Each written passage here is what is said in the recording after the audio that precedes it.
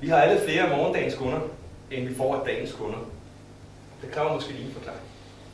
Morgendagens kunder, det er dem, som stadig er ved at beslutte sig og overveje deres muligheder, før de køber, og for hver dag, der går, kommer lidt tættere på at købe.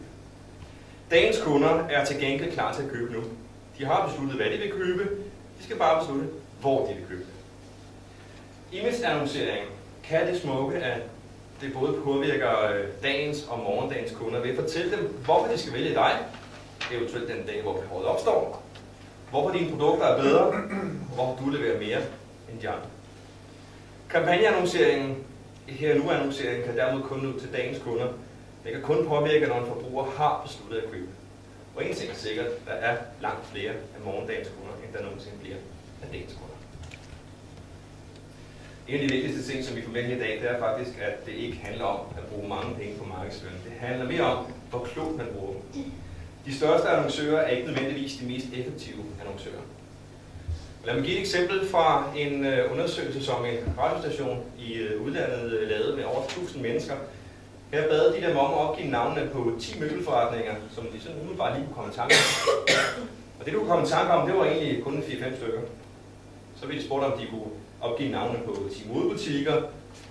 Og det hele gentog sig for i alt 12 virksomhedskategorier. Og det samme skete. De kunne nævne maks 4-5 stykker. Nu får ikke, det skal være noget, jeg bare står her og siger, så kunne vi prøve den af. Jeg kunne vælge en tilfældig her på første række. Det var det. Hvad er det? Du er min udvalg i dag. Nævn en møbelforretning. En møbelforretning. Ja. Møbelhuset. Møbelhuset. Og en mere. Så er det slut. Nej, kom nu. Og så hjælper man lidt. Stikmøbler. P2. Og IKEA, Viva, og så er der en ny over i centret der. Ved jeg det?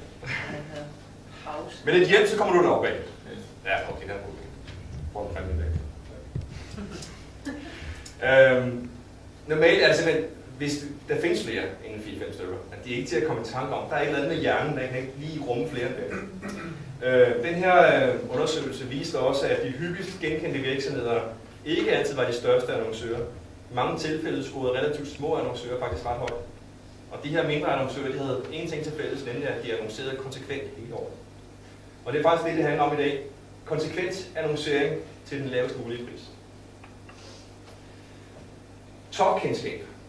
Det er nok den vigtigste komponent i den her 7-trinsformel. I dagens fragmenterede marked, hvor der er så mange virksomheder derude, så er de virksomheder, som opbygger topkendskab, eller top of mind awareness, som det hedder i fagsproget, også dem, der får succes. Top of mind, topkendskab, det skaber genkendelse, så når morgendagens kunder bliver til dagens kunder, så står din virksomhed altid øverst på din kundes mentale indkøbsliste.